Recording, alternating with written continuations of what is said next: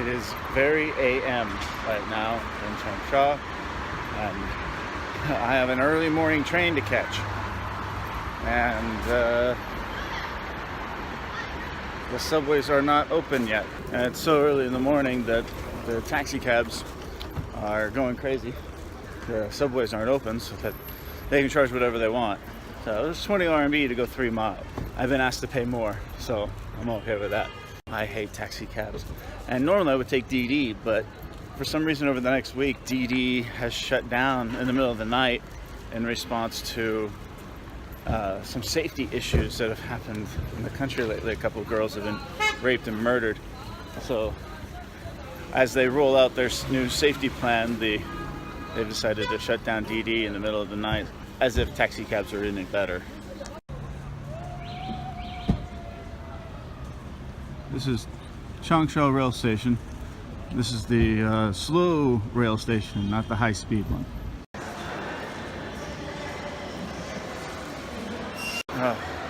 It's early morning, but I figured, I got a sleeper bunk, a soft sleeper, so hopefully I'll be able to sleep on the train.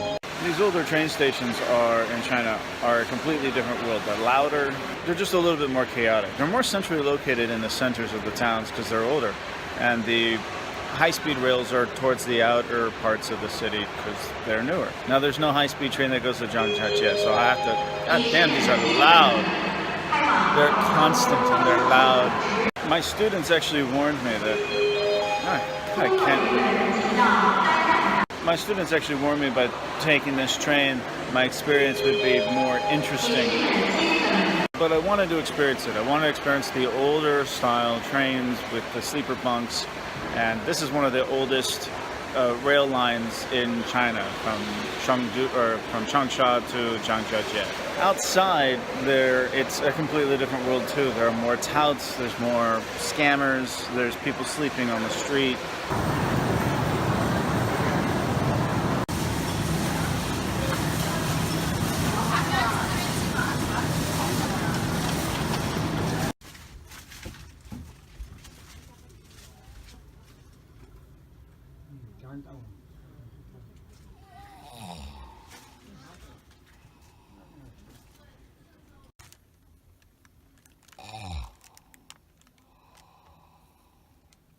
Yeah, that's a different experience. There's a dude snoring in there.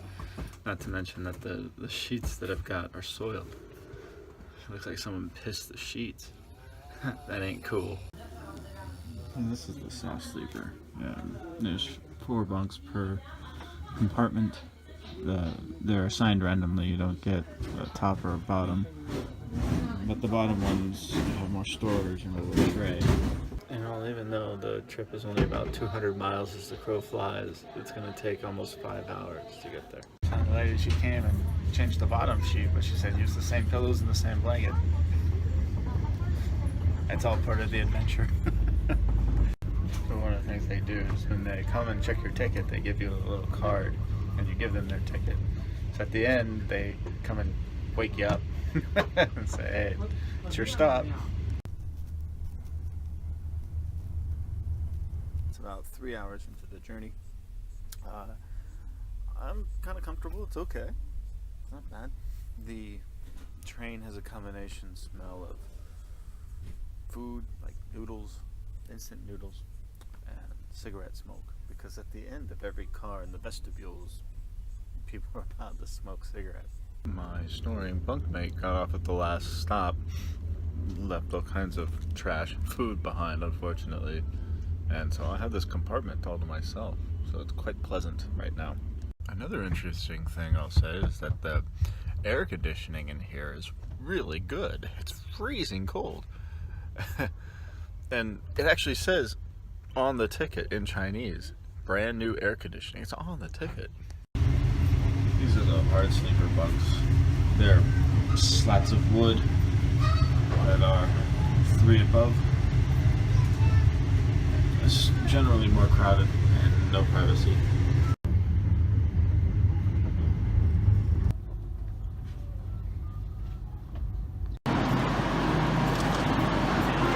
I made it to Zhangjiajie.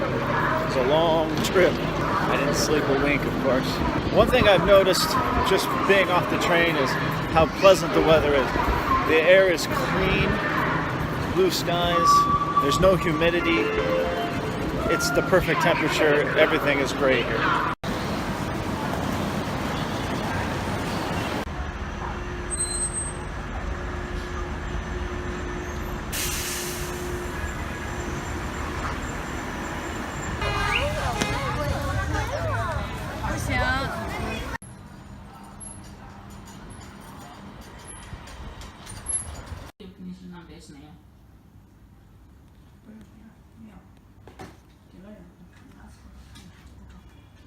So I made it to the hotel. It's called the Hotel California. Yes, it's called the Hotel California.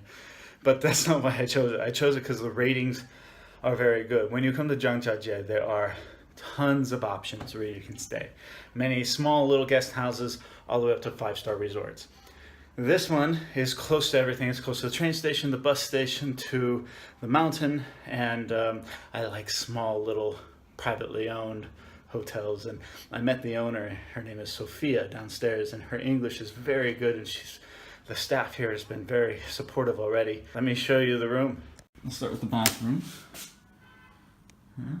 It's a wet dry bath, but actually much nicer than the room I stayed in last night. I love this table. This is beautiful, very awesome.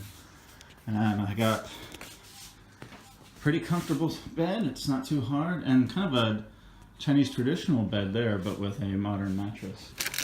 All the toiletries you're gonna need. I'll check out what kind of, we've got full Wi-Fi. I love this hot water heater on the wall. That's pretty cool. One thing though, when you come in, it's not their fault, it's just a design flaw, I guess. When you come in, you have to stick your card in this little slot to give the room power, and it's difficult to reach it, both coming in and out. So, not a big deal for such a comfortable place. There is a brand new air conditioner, but it hasn't been installed yet. That's odd. I don't care, it's gonna be a beautiful week here. A few other things I noticed about the bathroom. It's kind of got this wood feel to it, and here's the sink. Very, very cool. I feel like it's very Californian, but check out the toilet.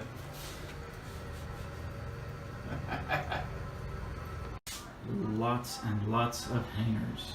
That is cool. And it's not breaking the bank. I'm on a little bit of a budget this month, so I'm only paying about $155 a night, around there. So that's an incredible deal, and I'm here for 2 nights. Fan of Audrey Hepburn, I can see. And the hallways are very nice. They're very small. There's only 4 rooms per floor. And remember to keep silent. Another cute one. For such a tiny hotel, there can't be more than 20 rooms in this whole place. They've got an elevator. It goes all the way to the top. They have access to the rooftop where you can hang out. I wanted to come up here and see the view. That is Tianmen Mountain, where I'm going to go tomorrow. That's why you come here. This is Zhangjiajie. It's unfortunate the location is right next to a giant, what's going to be a very large construction zone, but that's okay. I mean, there's no noise from it. That right there is the central bus station, so I could just walk over there and get on a bus to go anywhere in the area, and just beyond there is the train station. And as you can see, this cable car starts in downtown, right over there. If you're here to enjoy the city of Zhangjiajie, this might not be the best location because it's further that way and it's a little out of the way as far as the shopping street and the bar street. But they've got like little village restaurants in here to try some authentic local Hunan food. And in addition, they also have laundry facilities that you're welcome to use and drive. Another great little side note is that I just met with the owner and her husband, and she sat down, showed me a map of the mountain, explained to me the ins and outs, where to go, where not to go, what not to spend money on.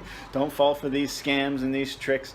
And she helped me book a ticket because they sell out really far in advance. For example, to take the cable car up the mountain is not available till 3 o'clock tomorrow. Well, that's no good. But I can take the bus up early in the morning and take the cable car down because there's 3 different types of tickets. So it's about 260 RMB to get on the mountain for the day.